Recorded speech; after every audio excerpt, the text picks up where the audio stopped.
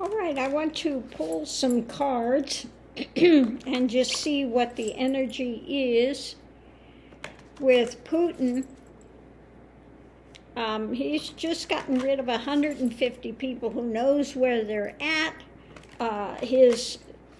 The people he had doing, I think it was the intelligence and things like that, all the ones that were closest to him.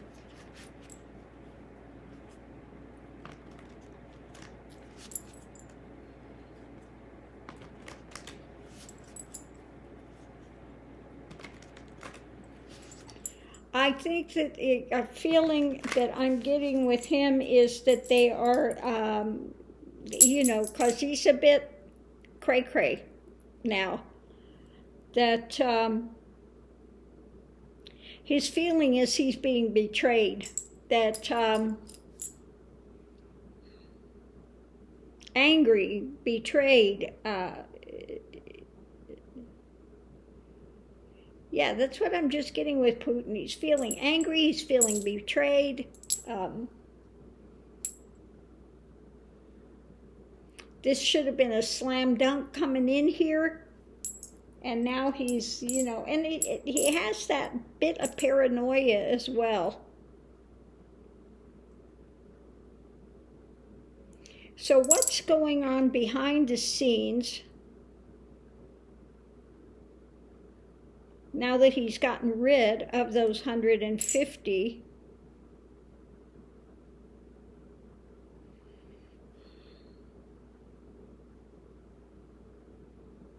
I just see him over there stewing, just stewing. Yeah, it looks like Putin's just stewing, but let's see what we have. It's juggling. Things are up in the air. This was not a slam dunk. They tell him what he wants to hear. And so now he's in the midst of juggling this stuff, does not have a firm footing. And the challenge is how to go forward, because, he's telling everybody we're the great liberators, this and that. And all of these people are dying. I don't know how he thinks he's going to keep this under wraps forever. Okay. Conscious thoughts are about what he's being told. And his emotions, he's got all this stuff coming up. Sometimes we call this the stinky fish card, okay? And what he's being fed emotionally, let's see, the way he sees himself is trying to keep these things under wraps, is what I'm feeling with that. This is emotionally thing. It's like Pandora's box, okay? I'm feeling it's like Pandora's box. The conscious thing is, if this information gets out, it could be the end of his regime, okay? Subconscious thoughts. There's a lot of death going on in the wake of this, and if this gets out, it could be the end of my regime, because here we have the way others see it is about the government and those supposed to be in the know. He's trying to get rid of it, and I think he thinks that if this gets out, it will be the end of his government.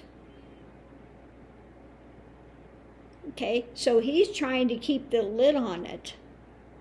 In the past, they were offering up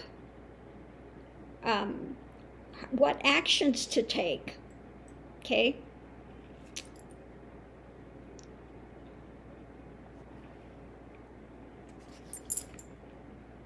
So hopes and fears are he's in trying to figure a way to walk away from this, but this is also, he depended on the knowledge to go forward into this drama, and he didn't get what he wanted, how to take the actions, okay?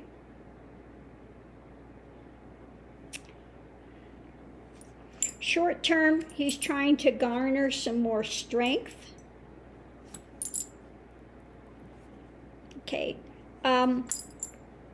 Outcome, he's worried about spies in the camp. The paranoia. Underneath of it all. Yeah. This has to do with the coming to the end of this thing, and mentally, the spin of it. He is, like I said, he's stewing. He is over there just in mental anguish and pain. He is going to slice and dice. This is the angry one, and just fighting with everyone.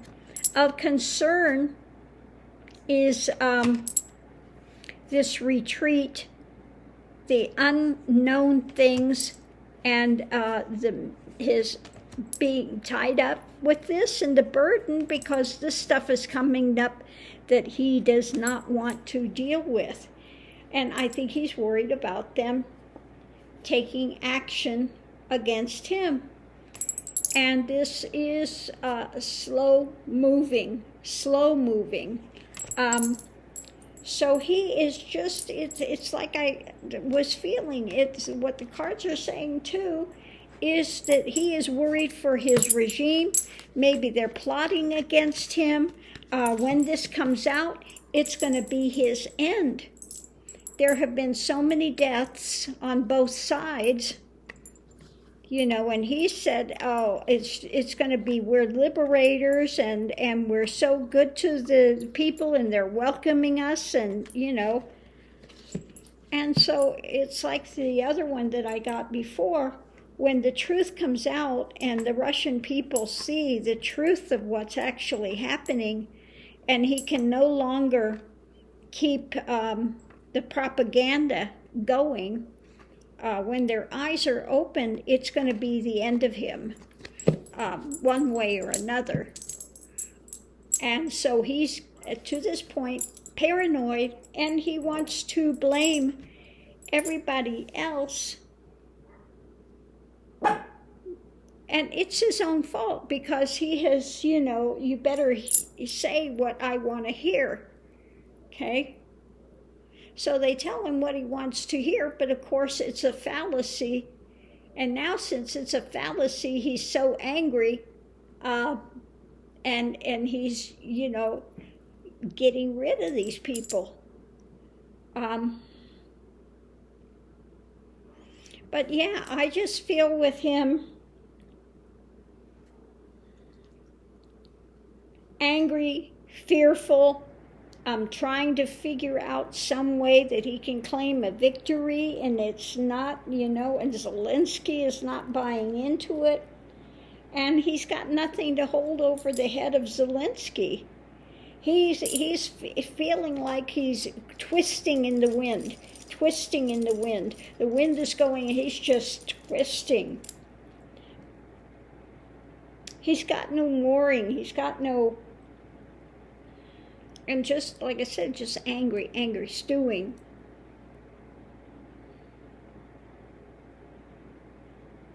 All his dreams about Russia and pulling it together and being like the new czar, and all of that stuff is being flushed down the toilet, basically.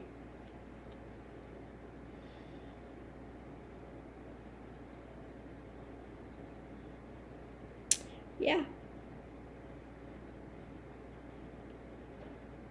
He's grasping at straws and trying to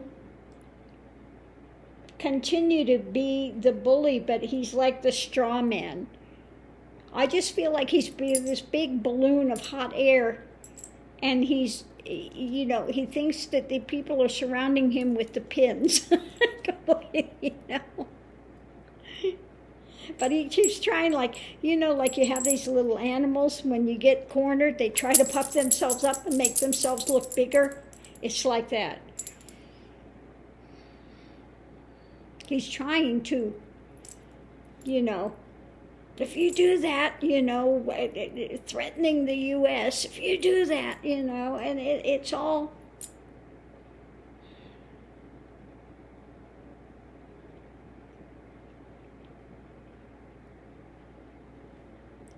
Yeah. His time is coming.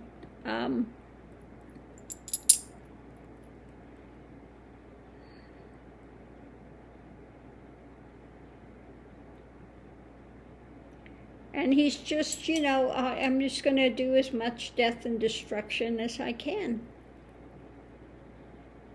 If they're not going to capitulate, then they can all die. Because I will have this land one way or another.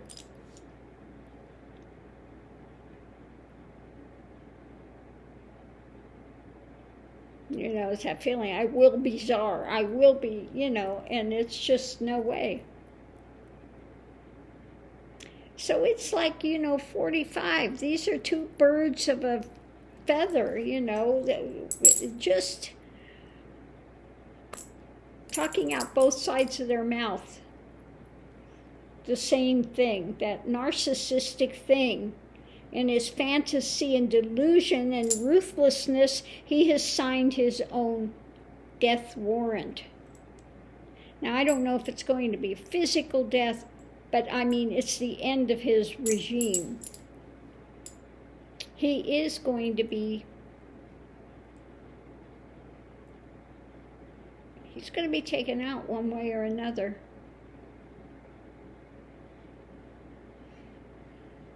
Yeah, I'm going to leave this here.